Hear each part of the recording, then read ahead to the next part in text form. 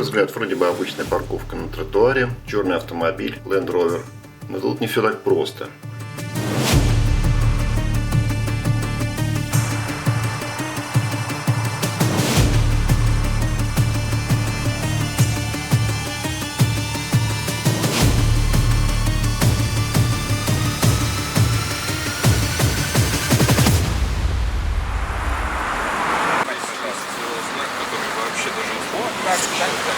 Дэн, сделай. А теперь он выше, да.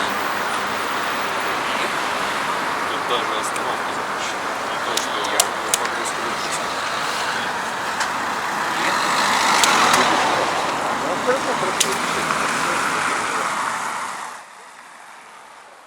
Знал ли инспектор муниципальной полиции, подходя к автомобилю, кто сидит за рулем?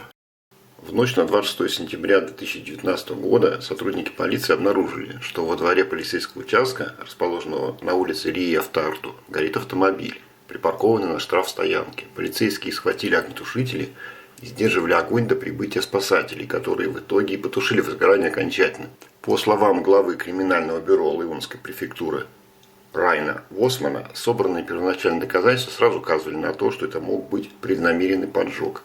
С ВИН-кодом автомобиля проводились манипуляции, документы были подделаны, поэтому мы сразу заподозрили, что кто-то мог путем поджога попытаться уничтожить доказательства того, что это был угнанный автомобиль, сказал он. В ходе дальнейшего расследования было подтверждено, что это было тщательно подготовленное и спланированное преступление.